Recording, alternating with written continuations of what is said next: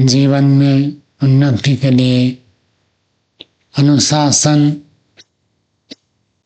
बहुत अधिक महत्वपूर्ण होता है। जो व्यक्ति जितना अधिक अनुशासन में रहता है वो व्यक्ति उतना ही अधिक उन्नति को प्राप्त करता है। जो कम अनुशासन में रहता है वो उन्नति को कम प्राप्त करता है। अनुशासन बहुत बड़ी चीज है। सब शास्त्रों में अनुशासन किया गया। योग दर्शन का पहला ही सूत्र है योगानुशासनम। पाणिनि जी का पहला सूत्र है शब्दानुशासनम। लोक में हम अनुशासन शब्द को समझते हैं। अनुशासन का अर्थ होता है नियमों का पालन करना। जैसे शासन है, जैसे नियम है, उसके अनुसार चलना, उसको अनुशासन कहा जाता है। नियमों में चलने में व्यक्ति कठिनाई अनुभव करता है। कोई भी व्यक्ति पूरा नियम में चलता है तो जीवन मुक्ति होता है। संपूर्ण अनुशासन, पूर्ण अनुशासन जीवन को परिमार्जित कर देता है, विशुद्ध कर देता है। कितना अनुशासन कौन पालन करता है वो उसके संस्कार और परिस्थिति के ऊपर निर्भर करता है। जहाँ नियम कठोर होते हैं तो वह व्यक्ति अनिवार्य रूप से नियमों को पालन करता है, और जिसका संस्कार अच्छे हैं तो कोई देखे न देखे उन नियमों का पालन करेगा।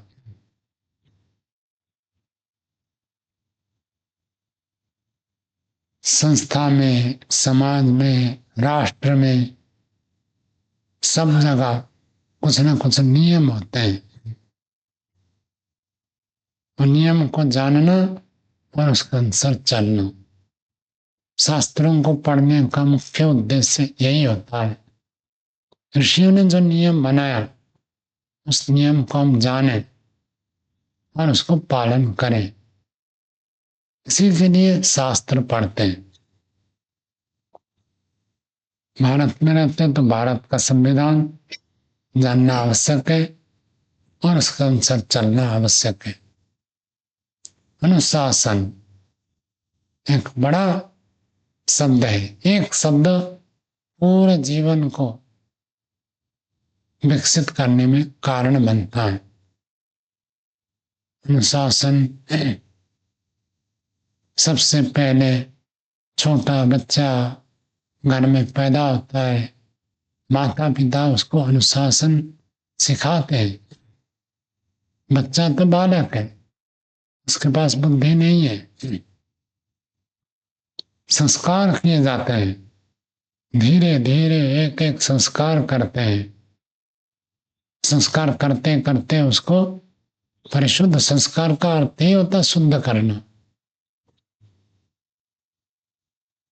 कितने 16 संस्कार बनाए गए, इन सब जगह उसके कुछ शुद्धि होती है, कुछ विकास, कुछ परिष्कृत, कुछ नियमों अनुशासन में उसको ढाला जाता है। शिष्टता, शालीनता, व्यवहार, ये सब माता पिता बचपन से ही सिखाते हैं। बहुत सारे लोग प्रश्न उठाते हैं कि महर्षि दयानंद जन्मगत जाति को नहीं मानते, फिर भी जो संस्कार विधि में देखेंगे कि ब्राह्मण का लड़का हो तो इतने साल में उसका उपनयन संस्कार करें, वेदारंभ संस्कार करें। क्षत्रिय का हो तो इतने साल में, वैश्य का हो तो इतने साल में, और ब्राह्मण का लड़का हो तो उसके लिए जो दंड लाठी वो इतनी ऊंचाई होनी चाहिए। क्षत्रिय का हो तो इतने का, इस लकड़ी का, इस अलग अलग विधान है। यदि हम जन्म से जाति मानते नहीं तो ऐसा अलग अलग विधान क्यों है? और दूसरी बात है, पढ़ने के बाद यदि वो ब्राह्मण क्षत्रिय वैश्य शूद्र बनेगा तो पढ़ा ही नहीं, तो उसको ऐसे क्यों माना जाता? तो उसका उत्तर यही है, जो ब्राह्मण के घर में पैदा हुआ है, वास्तविक सच्चा वेद पाठी ब्राह्मण, उनके घर में पैदा हुआ है तो बचपन से ही वो अनेक नियम अनुशासन को सीखा हुआ होता है। माता पिता से शालीन व्यवहार आदि सीखा हुआ होता है। अब कोई जन्म से तो ब्राह्मण शराब पीता है, मांस खाता है, वो अलग बात है।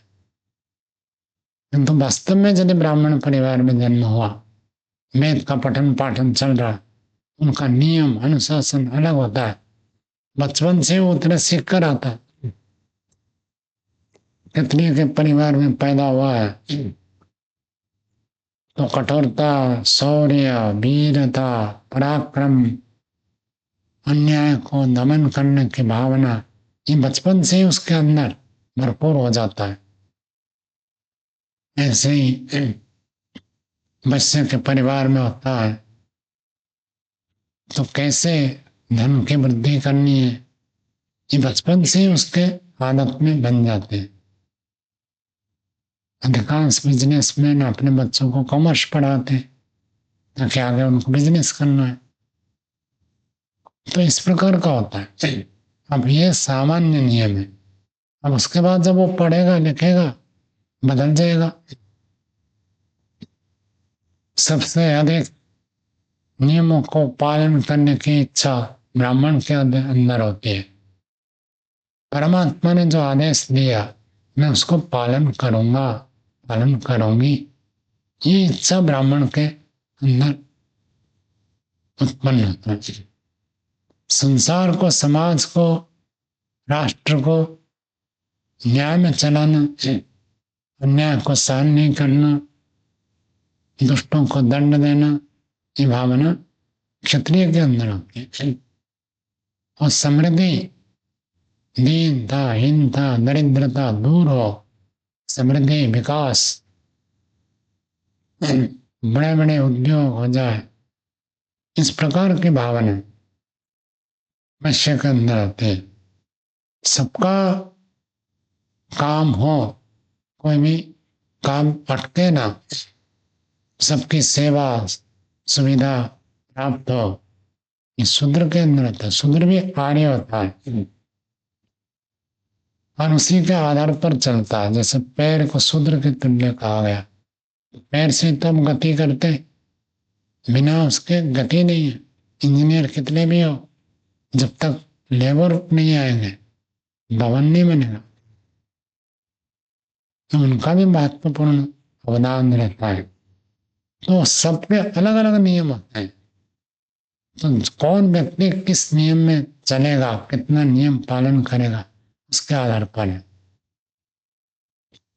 बचपन से माता पिता शिक्षा देते हैं, नियम सिखाते हैं, तो व्यक्ति संस्कारित हो जाता है। देखते हैं कोई आचरण करता है तो सीधा कोई भी उपलब्धि को प्राप्त करता है, बुरा करता है, अच्छा करता है, सीधा लोग पूछते इसका बाप कौन है, माता पिता कौन है।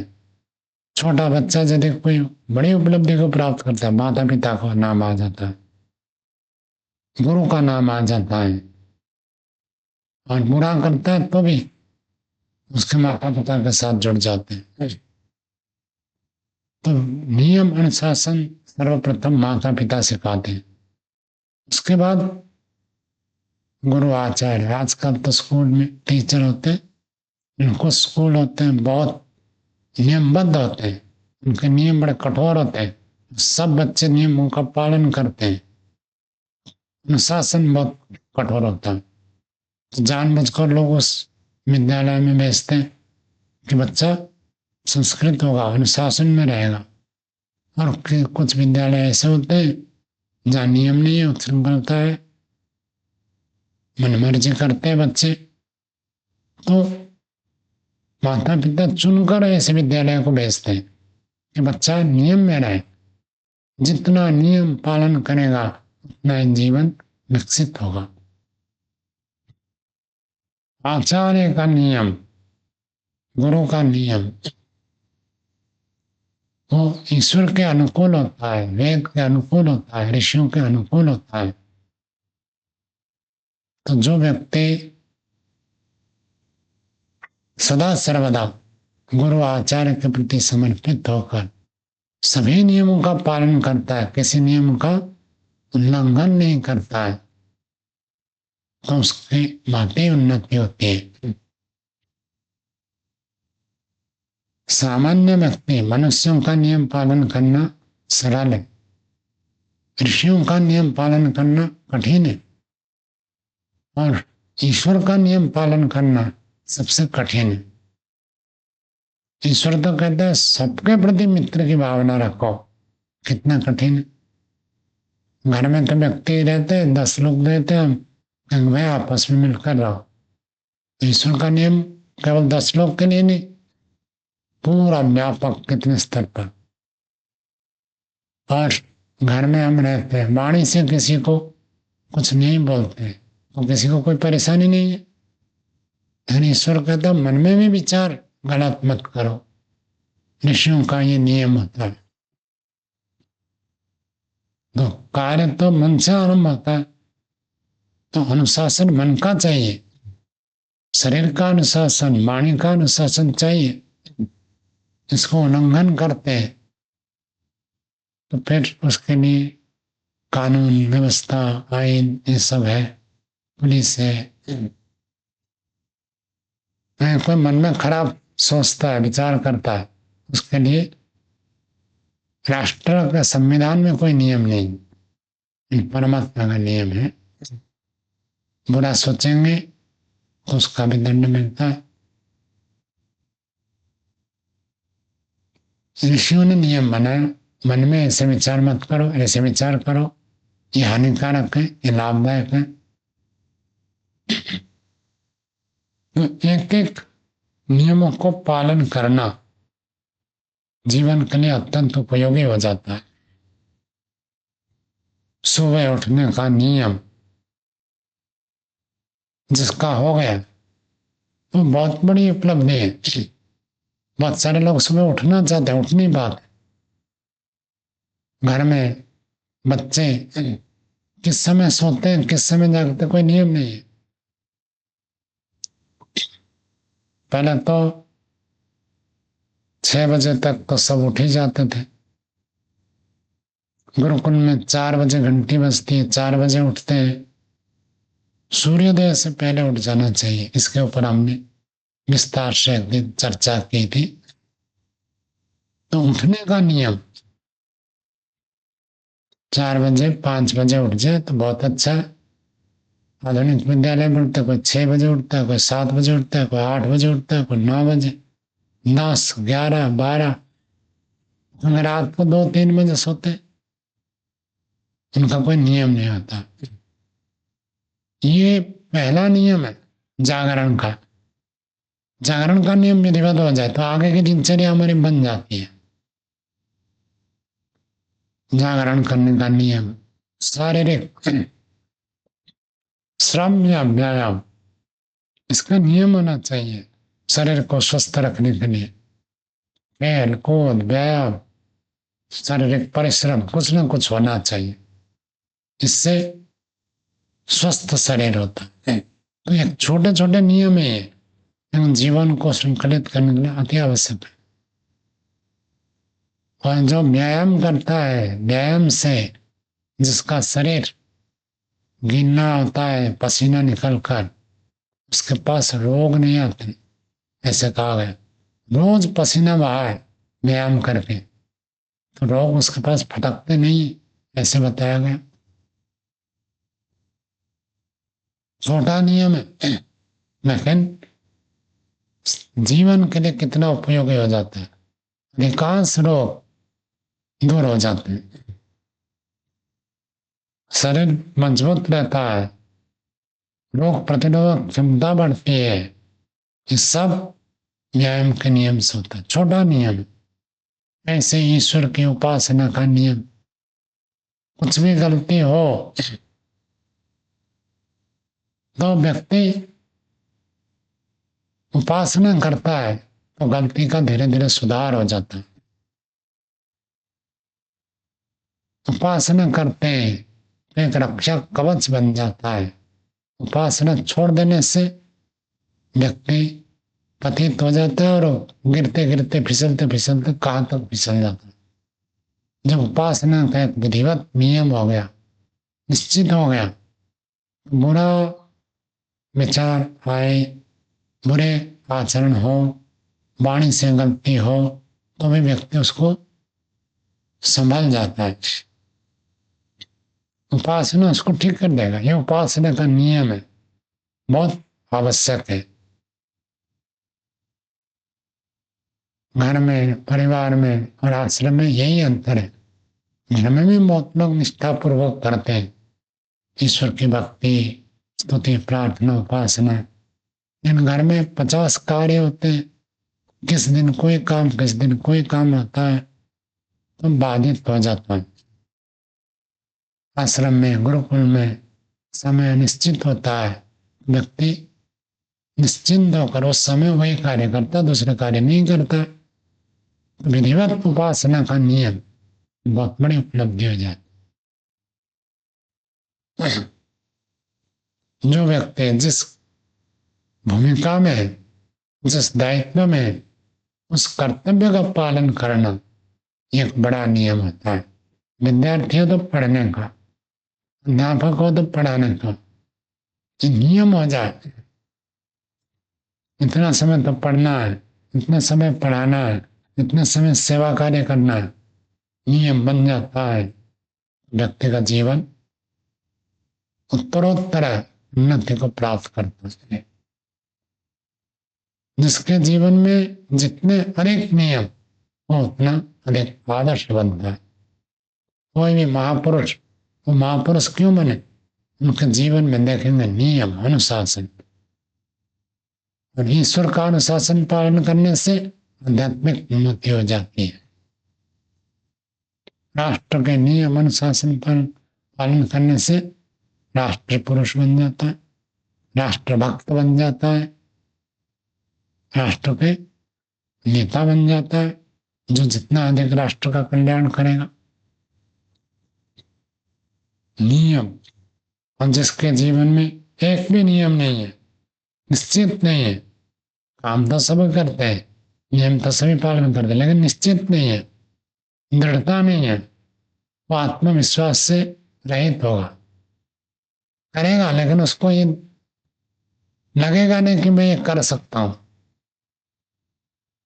एक भी नियम यदि महीने भर तक व्यक्ति पालन करता है, निश्चित कर देता है ये नियम में 1 महीने तक पालन करूंगा, एक दिन भी भंग नहीं करूंगा, दृढ़ संकल्प करके नियम का पालन करता है, एक आत्मविश्वास उत्पन्न हो जाता है।